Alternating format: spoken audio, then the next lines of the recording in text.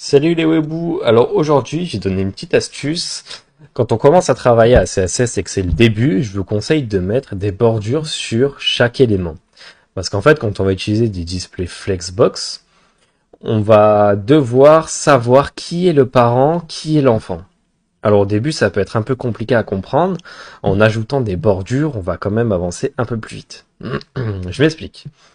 Donc là, nous, on va travailler dans le header. Donc ce qu'on va faire, c'est on va créer un header et on va lui dire rajoute-moi des bordures. Donc avec les valeurs 1 pixel, donc c'est la taille et l'épaisseur de la bordure.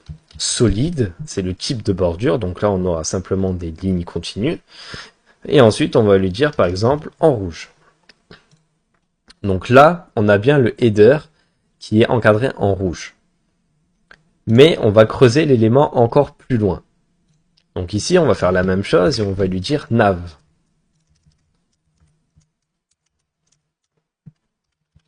Donc ici, on voit que nav, je vais pas le mettre en rouge par contre, sinon on verra pas. Je vais le mettre en green. Donc là, on rentre un peu plus à l'intérieur. On voit qu'effectivement, il y a deux bordures placées quasiment au même endroit. Ça, on va pas en tenir compte.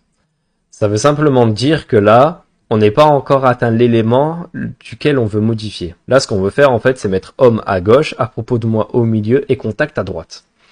Donc, on n'est pas encore arrivé sur les éléments, donc sur les LI. Donc, ce qu'on fait, c'est qu'on laisse comme ça. On va du coup creuser encore plus loin. Est-ce que ce serait pas un UL? Donc, UL, de la même manière.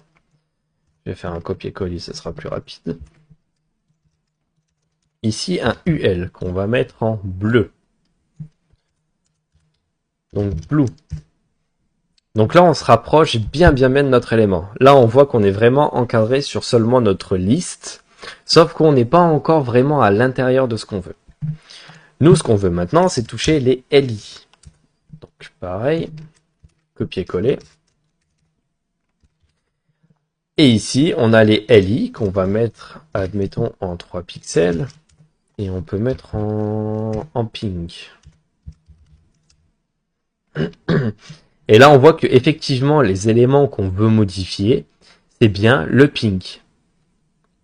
Donc, en Flexbox, ça marche en fait avec les parents et les enfants. Donc, pour modifier l'enfant, il faut donner des ordres aux parents. Donc là, ce qu'on veut modifier, nous, c'est les LI. Donc, c'est ceux qui sont en rose. Donc, pour modifier les LI avec les Flexbox, il faut demander aux parents de modifier les enfants. Donc, on va devoir modifier le UL.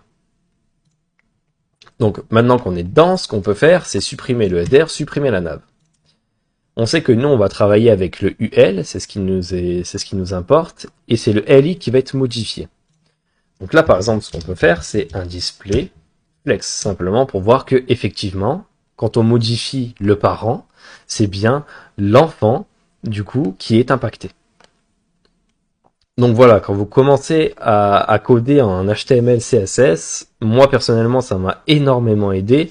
Je vous conseille de mettre des bordures pour savoir exactement où est-ce que vous allez travailler.